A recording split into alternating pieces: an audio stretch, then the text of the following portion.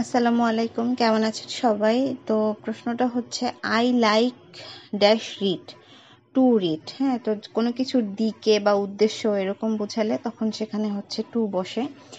তো I like to read, আমি পড়তে পছন্দ করি। তারপরে হচ্ছে the synonym of the huge is, তো হিউজ মানে প্রচুর, এইটার সিনোনিম কোনটা হবে? তো অপশন প্রথমটা আছে এ লট অফ, এটার মানে অনেক বা বহুত এরকম। হ্যাঁ, তো এটাই হবে উত্তর। তারপর দেখেন আলাদা আরো অপশন আছে, যেমন স্মল নাম্বার, এটা মানে হচ্ছে একটা ছোট সংখ্যা, তো এটা তো হবে না। তারপরে এ নাম্বার মানে হচ্ছে এ নাম্বার অফ যদি থাকতো তাহলে হতো বেশ কিছু, বা এ নাম্বার মানে একটি সংখ্যা বোঝায়, লিটল মানে সামান্য এরকম। তো এক নাম্বার হবে যে এ লট অফ এইটা। তারপরে do not look down upon the poor, তো আমরা অনেকেই জানি যে লুক ডাউন আপন এটার অর্থ হচ্ছে ঘৃণা করা বা অবজ্ঞা করা বা উপেক্ষা করা। তারপরে হচ্ছে change the voice I know him. হ্যাঁ, আই নো হিম এইটাকে যখন হচ্ছে মানে কি বলে পেসিভ করা হবে, হ্যাঁ, তখন সেটাতে বসবে হচ্ছে অবজেক্টকে সাবজেক্ট করতে হবে। এখানে অবজেক্ট কোনটা? অবজেক্ট হচ্ছে হিম, সাবজেক্ট হচ্ছে আই। তাহলে অবজেক্টকে সাবজেক্ট করা হলো, মানে হিমকে হি করা হলো। হ্যাঁ, তারপরে হচ্ছে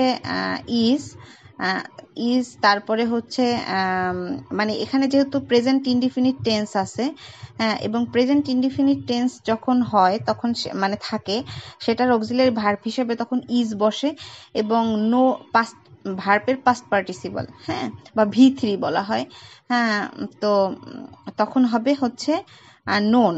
হ্যাঁ, he is known to me.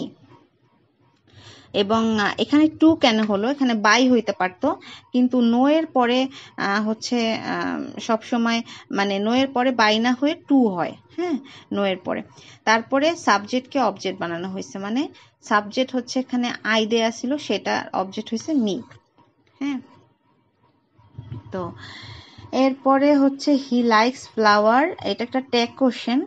তো হির পরে তো ডাজ বসে, তো সেই কারণে he likes flower doesn't he, মানে সে ফুল পছন্দ করে, সে কি ফুল পছন্দ করে না, এরকম।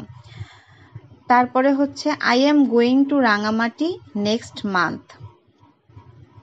হ্যাঁ, তো এই I am going to Rangamati next month, এটা হচ্ছে প্রেজেন্ট কন্টিনিউয়াস টেন্সে আছে। আর প্রেজেন্ট কন্টিনিউয়াস টেন্সের গঠন অনুযায়ী এখানে হচ্ছে আই, তারপরে এম ইজ আর, তারপরে ভার্বের সাথে আইএনজি, তো I am going to Rangamati next month হয়েছে। হ্যাঁ, তারপরে হচ্ছে which is the verb form of রিস, মানে রিস।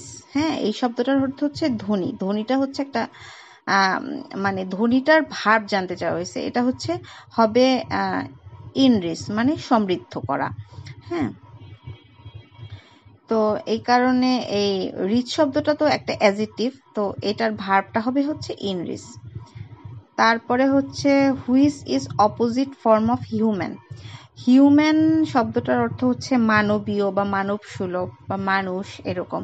তো এটার অপোজিট হচ্ছে ইনহিউম্যান, মানে অমানবিক, মানে অমানসিক বা বর্বর এরকম। তো আশা করছি সবার ভালো লেগেছে, সবাই ভালো থাকবেন। আল্লাহ হাফিজ।